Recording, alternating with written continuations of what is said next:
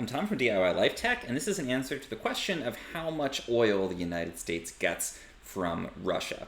And with everything going on with Russia and Ukraine, and especially the impact on gas prices here in the United States, a lot of people are wondering, how much oil do we get from Russia? It's not something a lot of people probably thought about before, because that does impact supply. That'll in turn impact fuel prices at the pump, prices for other petroleum products, and that has a big impact on people's daily lives. So the best place to look for that is this industry trade group that represents American manufacturers and refiners of petroleum products. It's the AFPM. You can go to their website, afpm.org. They are the American Fuel and Petrochemical Manufacturers Association, so they represent many of the people in the industry, and they do a lot of research, including on this exact question.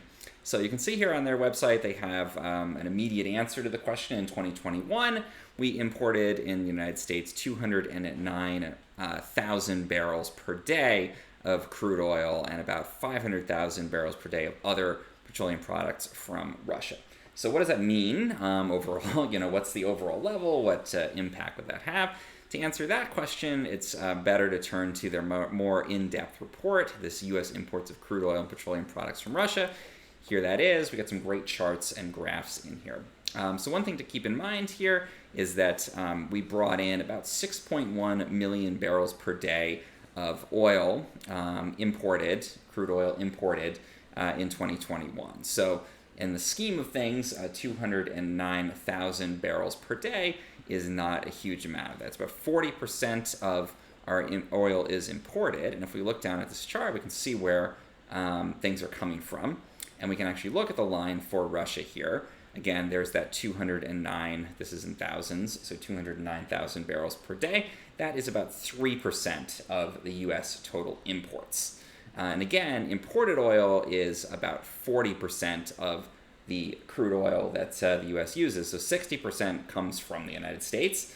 But of that 40% there, only 3% of it is coming from Russia. The biggest supplier to us, Canada, Mexico, and even though it's very far away, Saudi Arabia, but our neighbor to the north is where most of our oil is coming from. So only 3% or thereabouts is actually coming from Russia. So it's not a huge source of oil for the United States. That's probably a positive thing in terms of the overall disruption.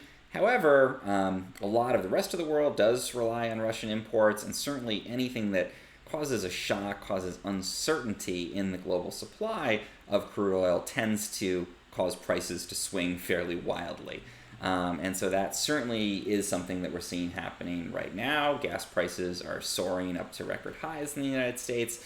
And that's, again, a combination of factors that existed before the conflict, but certainly things like supply issues, people driving more as the pandemic has abated. Certainly the short-term disruption to supply from Russia is a concern, but only, again, about 209,000 barrels per day out of a total of 6.1 million barrels per day that the U.S. imports.